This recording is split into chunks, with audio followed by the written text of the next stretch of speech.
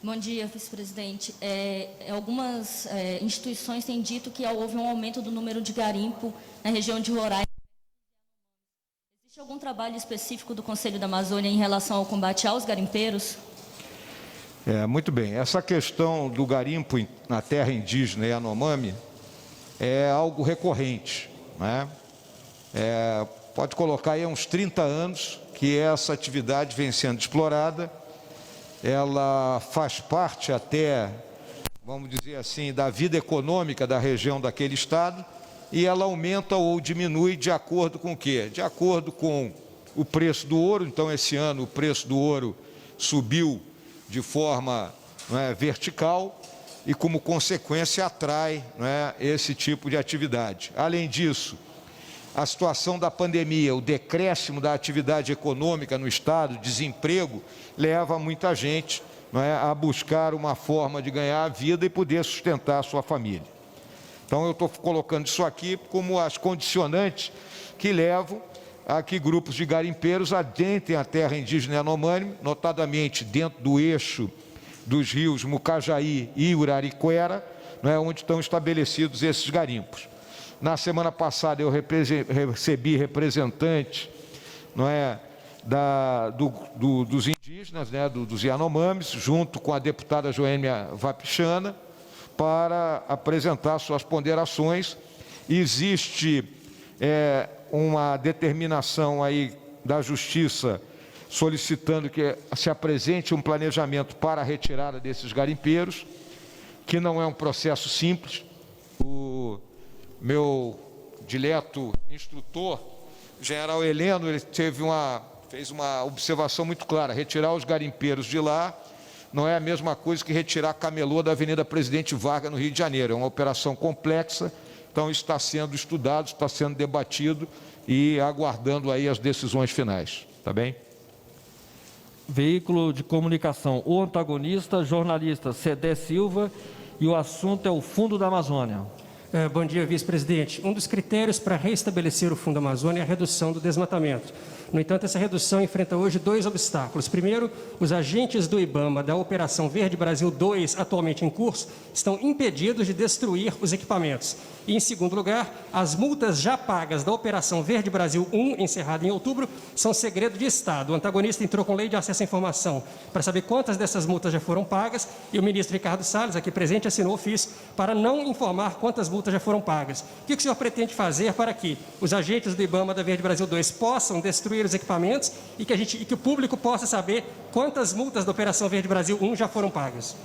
Muito bem, muito obrigado pela pergunta, Cedê Silva. Vamos colocar as coisas assim no seu devido lugar.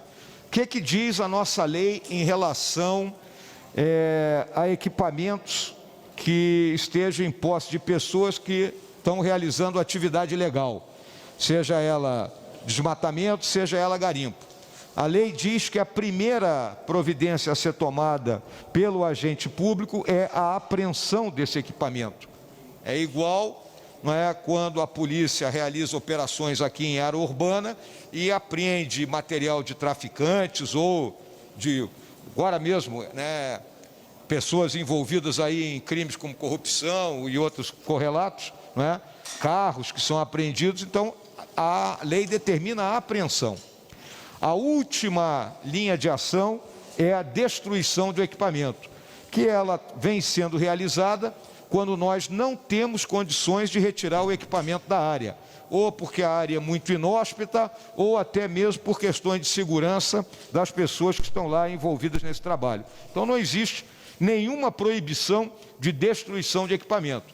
Agora, nós temos dado prioridade para apreender esse equipamento, retraí-lo para a área do município mais perto e colocar como fiel depositário os próprios prefeitos dos municípios, que toda hora estão pedindo uma máquina para melhorar a sua estrada, estão pedindo uma motosserra ou coisa do gênero para trabalhos que estão feitos dentro da municipalidade.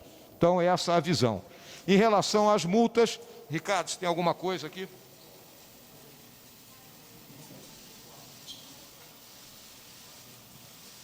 As multas são divulgadas no sistema próprio do IBAMA. Tem um sistema próprio para isso. Existe o sistema do IBAMA, está respondida a sua pergunta. Próxima pergunta. Veículo de comunicação Folha de São Paulo, jornalista Daniel Carvalho, e o assunto é o panorama geral da reunião. Bom dia, vice-presidente. Bom dia, ministros. Vice-presidente, aqui no discurso do senhor que foi distribuído, o senhor fala que seremos avaliados pela eficácia de nossas ações, não pela nobreza das intenções. Mas, pelo menos aqui no discurso do senhor, não aparecem muitas ações concretas. Aparecem muitas intenções, para prorrogar a GLO, fazer uma integração econômica da Amazônia. O que é que o governo tem hoje de concreto para colocar em prática na região? Olha, mais concreto que prorrogar a GLO, eu não sei o que eu posso te dizer, né? Não é intenção. O decreto de prorrogação já está colocado até o dia meia dúzia de novembro. Hoje está sendo assinado pelo presidente a proposta de um projeto de lei indo ao Congresso, concedendo recursos para a extensão dessa operação. Além disso, nós estamos trabalhando no planejamento para o fortalecimento dos órgãos de combate aos delitos ambientais, ou seja, para recuperar a capacidade operacional do IBAMA, do ICMBio, do INCRA, da FUNAI. Também estamos no contato direto e com os embaixadores dos países doadores, no sentido de que os recursos do Fundo Amazônia voltem a ser liberados. A questão do ordenamento territorial, a regularização fundiária, que foi perguntada à ministra Tereza Cristina, que nós estamos iniciando as ações dentro do limite de 4 módulos. Mais um satélite sendo lançado para, a partir do início do ano que vem, para o monitoramento de ilícitos ambientais. E ontem o próprio diretor do INPE já apresentou o sistema DETER intenso, que vai permitir um melhor recobrimento da área da Amazônia pelos satélites que estão operando, sendo que um satélite desses aí é radar, que independente de estar chovendo ou não, ele tem condições de enxergar a cobertura vegetal. E também estamos discutindo com as empresas que se apresentaram para dar o seu apoio às nossas ações do Conselho da Amazônia, medidas para inovação e estímulo à bioeconomia na Amazônia. Então, esses assuntos foram debatidos em reunião com os ministros hoje, e são as iniciativas estratégicas que nós vamos avançar ao longo do segundo semestre. Veículo de comunicação Metrópolis, jornalista Fernando Caixeta, e o tema barragens de rejeito de minérios da Amazônia. Bom dia, vice-presidente. Eu dei uma olhada nos dados da Agência Nacional de Mineração e em 2019 e em 2020 o estado do Pará ultrapassou o estado de Minas Gerais, que historicamente é o estado que mais arrecada com mineração.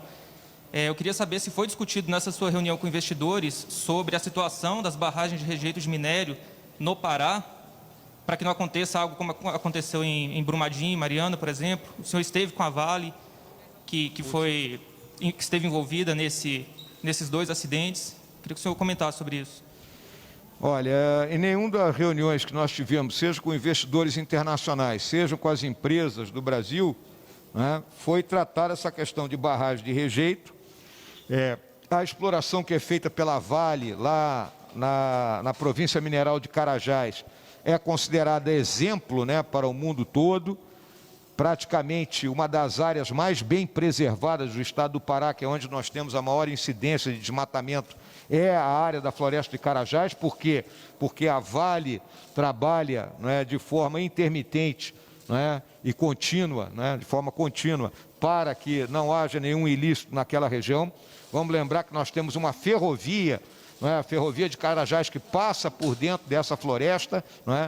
É algo que tem que ser mostrado ao mundo inteiro, algo que é uma demonstração cabal da nossa capacidade de fazer a integração da exploração mineral com a preservação do meio ambiente. Mas o ministro Bento, o senhor tem alguma coisa a acrescentar aqui?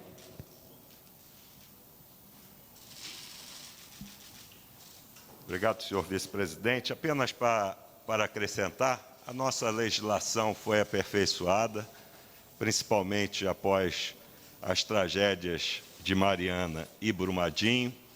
o estado do Pará, ele não tem as características que tem o estado de Minas Gerais.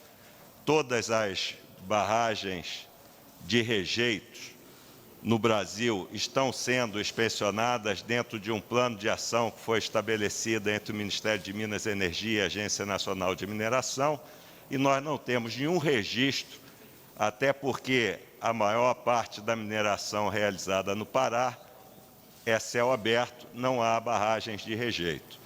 É apenas pequenas barragens, mas isso tudo está dentro do Plano Nacional de Barragens, que está sendo fiscalizado pela Agência Nacional de Mineração. Veículo, sétima e última pergunta. Veículo de comunicação Congresso em Foco, a jornalista é a Flávia Said e o tema é proposta de orçamento. Bom dia, vice-presidente, ministros. Ontem, na audiência com os senadores, vice-presidente, o senhor falou que o governo pretende enviar ao Congresso uma proposta para segregar o orçamento de preservação da Amazônia do orçamento do meio ambiente geral. Eu queria saber se esse assunto avançou na reunião de hoje, como que isso vai ser operacionalizado, vai ser por meio de uma PEC, já tem um cronograma? E ainda, se me permite uma segunda pergunta, como que o senhor pretende fazer essa recuperação da força de trabalho dos órgãos ambientais, sendo que os concursos no país estão proibidos, suspensos até dezembro de 2021? Obrigada. Muito obrigado aí, Flávia, pela pergunta, né? Então, esse assunto foi discutido, né, entre os ministros. Obviamente, um assunto afeto à área do Ministério da Economia, do ministro Paulo Guedes, e a equipe dele irá estudar alguma forma de doações que nós recebamos possam ser colocadas dentro da área orçamentária sem um impacto maior. Então, esse é um assunto que tem que ser estudado pela equipe dentro dos princípios básicos aqui da nossa busca do equilíbrio fiscal, né?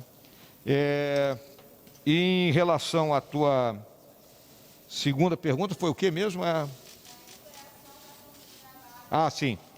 Também esse assunto, né, foi colocado para o ministro. Então, o Ministério do Meio Ambiente e os demais ministérios vão produzir um estudo a esse respeito, e é óbvio que nós só temos uma linha de ação, né?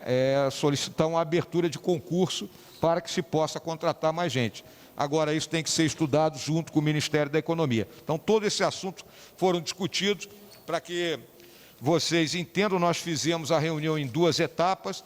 Uma primeira etapa com apenas os ministros presentes, onde nós debatemos esses assuntos, né, de forma, digamos assim, organizada e de forma mais aberta, e uma segunda etapa onde foi apresentado o trabalho que as comissões realizaram ao longo do primeiro semestre e que resultou nas iniciativas estratégicas que foram cobradas ali pelo Daniel Carvalho, né, em termos de qual foi o resultado fictivo final da reunião, né?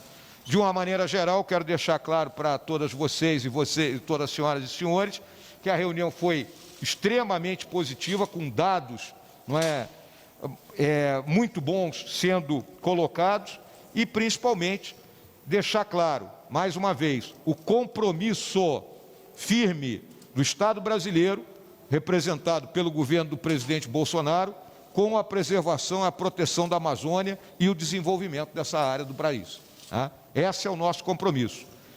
Vamos buscar reduzir ao mínimo aceitável os índices de desmatamento e queimada, demonstrando com isso à comunidade internacional e à sociedade brasileira esse nosso compromisso, e deixando claro que desmatamento zero e desenvolvimento econômico não são excludentes, muito pelo contrário. Essa é a nossa grande tarefa.